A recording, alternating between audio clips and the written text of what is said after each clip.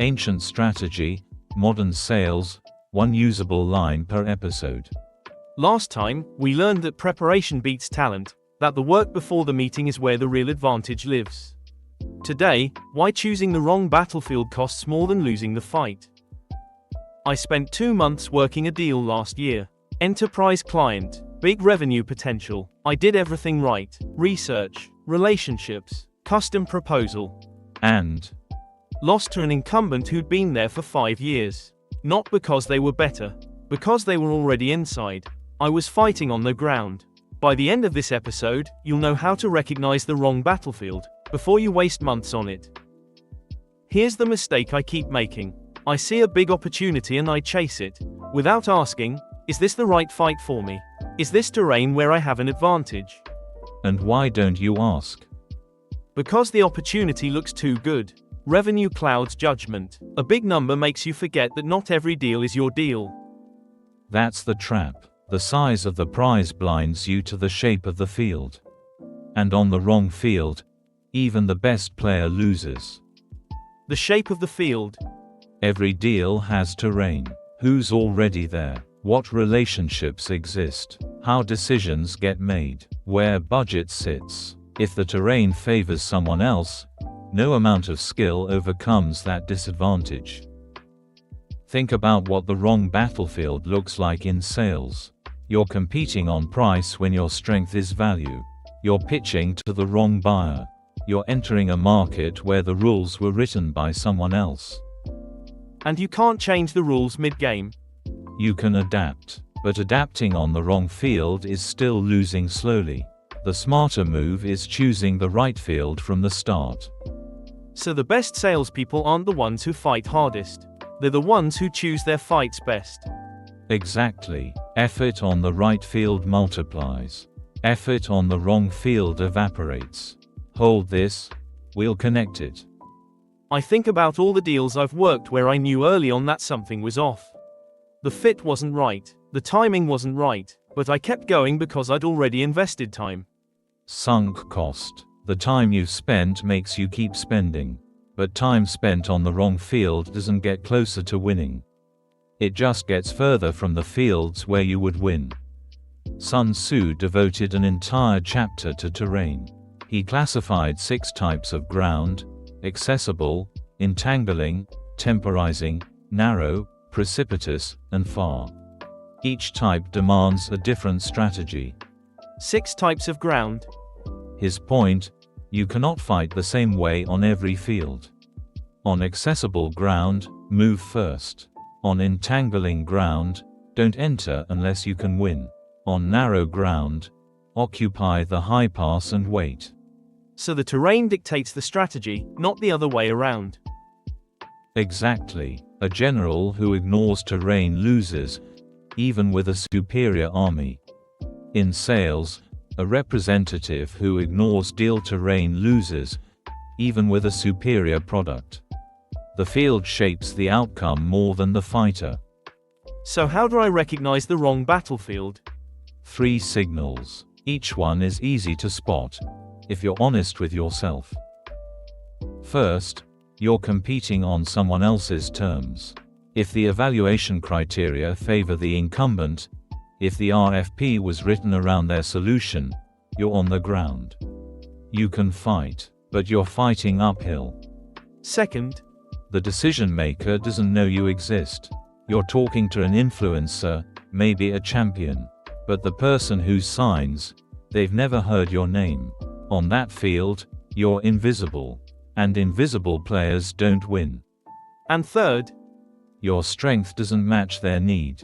You sell speed and they need reliability. You sell innovation and they need stability. Your best quality is irrelevant on this terrain. You're a mountain climber in a swimming race. So the pattern is, I enter the wrong field, I work hard, I lose, and I blame the loss on execution. When the real problem was the choice. Most post-mortems focus on what went wrong in the deal. Very few ask, should we have been in this deal at all? The highest leverage decision in sales isn't how to win. It's where to compete. So what replaces chasing every opportunity? Selection. Before you engage, qualify the field, not just the prospect. Ask, do I have an advantage here? Is this terrain where my strengths matter? If not, walk away early. The time you save is worth more than the deal you'd lose. Here's the reframe. Walking away isn't losing, it's choosing. Every deal you decline frees resources for a deal you can win. The most profitable word in sales isn't yes. It's not this one. So saying no is a strategy. The most underused strategy in sales. Your pipeline should be a curated list, not a collection of everything that moved. Quality of field beats quantity of fights. A curated pipeline, that's a different mindset. The mindset of a strategist, not a hunter. But what if my manager expects a full pipeline? What if walking away looks like giving up? Frame it as focus. I'm prioritizing deals where we have the highest probability of winning. That's not giving up, that's strategy, and any manager who understands math will see it. Now, the one line for this episode. Let's hear it. Wrong field, wrong outcome. That's the reminder. Before you invest weeks in a deal, pause. Ask, is this my field? Do my strengths matter here? If the terrain favors someone else, find a better field. Don't fight harder, fight smarter. So the line is a field check. Choose the fight before you fight. 2 more tools. Before entering any deal, ask, where is our unfair advantage in this specific situation? That forces honesty about the terrain. If you can't name the advantage, you probably don't have one. And that's your signal to redirect. And the second? When you realize you're on the wrong field, say this to yourself. The time I save here is the time I invest somewhere better. That reframes walking away as investing. Because it is. Every hour freed from a losing fight is an hour gained for a winning one.